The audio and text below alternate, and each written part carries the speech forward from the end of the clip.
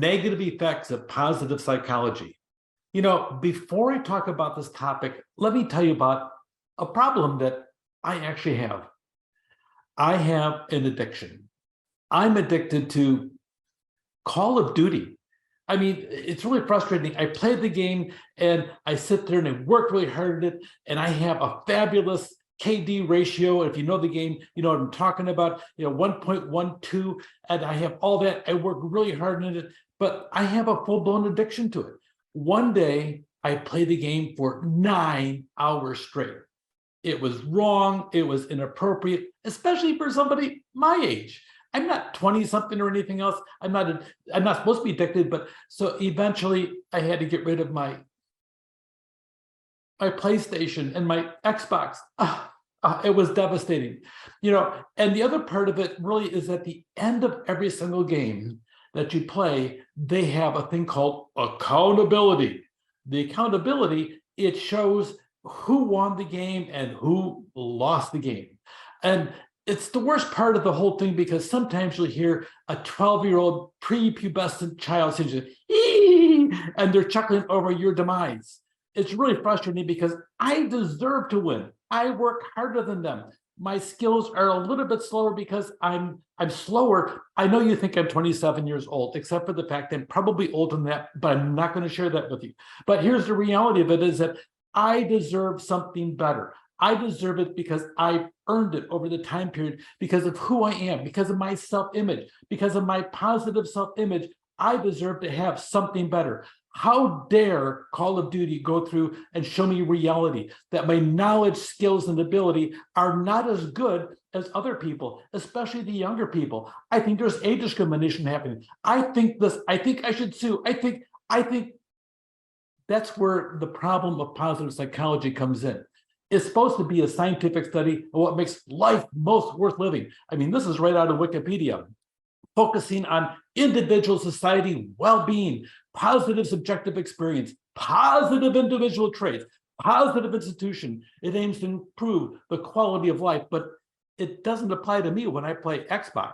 It doesn't apply to me when I play PlayStation, and certainly not those people over at Call of Duty. How dare they expose my self-image with things like data and the fact that I'm not always as good as the other people I'm playing with.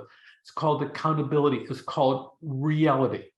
The problem of having this positive self-image dominating a culture inside of an organization, we call this organizational behavior, is the fact that sometimes somebody is not doing the job they're supposed to be doing. You pay them to come in, and it's not about the matter of, I think I'm doing a really good job. It really is about the boss thinking or not thinking you're doing a good job. It really is about you being a participant in an organization, and if you don't have the knowledge, skills, and ability to do your job and do your job well, you need to go and brush up on them.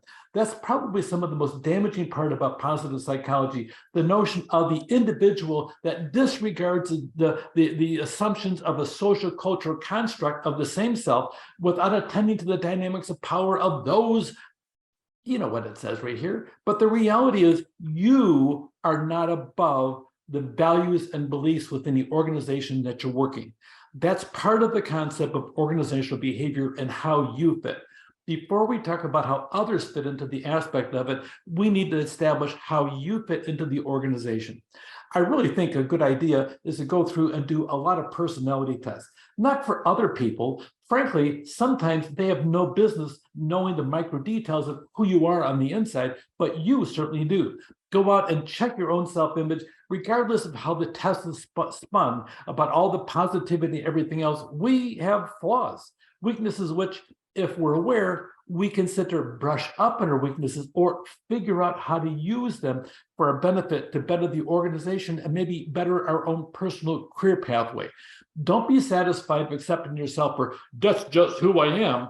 Brush up on the parts that other people perceive as not being fitting in, not being everything that you can be, because you might be able to be something superb and above everybody else's expectations as you go through.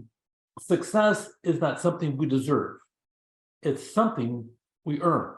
Too often, positive psychology focuses only on the positive with no consequences. I have this self-image and everybody else is No, you don't. You're not that good. You think you're good. You're not that good. And they may not say it to your face, but they may say it behind your back, or it may show up in your personal evaluations. We deserve to win because of our individual rights. Well, you deserve to win when you earn it. That's what it comes down to on success. Leaders work to understand themselves and how people respond to them. A lot of times we don't like assertive leaders until they see the bigger picture through communication, and they still may not respond.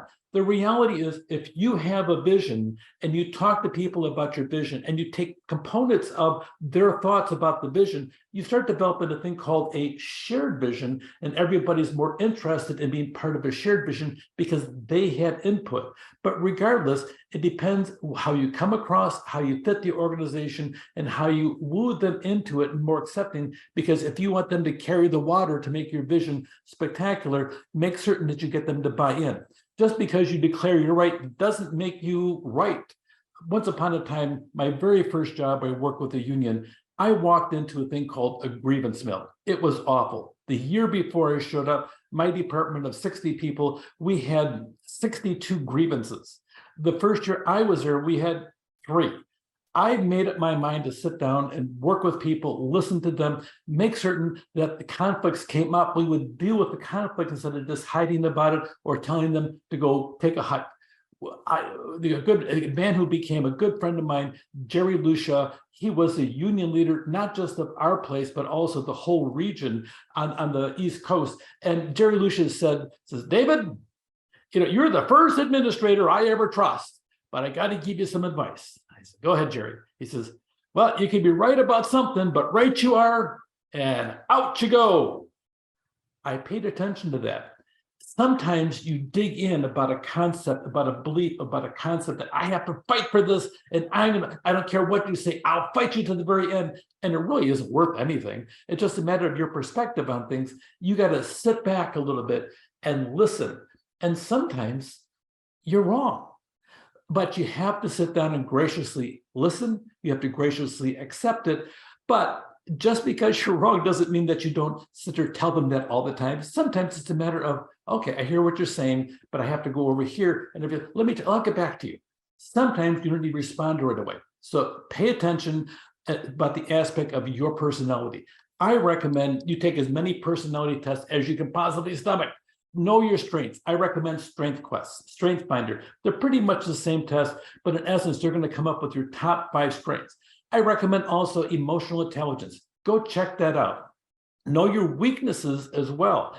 Okay, the Myers-Briggs test, sometimes there's another version out there called Please Understand Me, but the Myers-Briggs test goes through and identifies your traits, and it lists them all for the positivity or negativity on it, but it's listing the personality types as you are, and there's 16 different ones. But by the way, they break that into 4 components, and we'll talk about that later. So Myers-Briggs is excellent, but watch out for the odd things.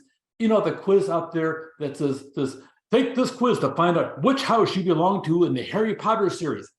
I don't think that's a good psychological test. I would discard that one. It doesn't have a scientific basis. And if you think it does, you need to spend more time studying your textbook. Sometimes the negative effects of positive psychology, know yourself if you ever intend to lead. Make certain that you know your responses to other people, why you respond to them some ways. Sometimes somebody comes in and you don't like them. You don't get along with them and you don't know why.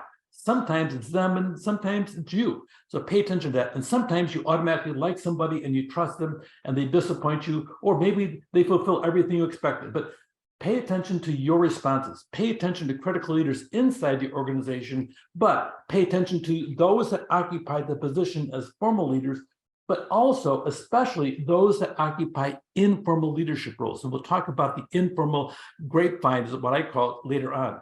Know your strengths and weaknesses. Know them both. By the way, I'm going to probably get a GoFundMe page for my next PlayStation. If you want to contribute, feel free. All right, negative effects of positive psychology. Pay attention because of the fact that you earn what you deserve. Take care.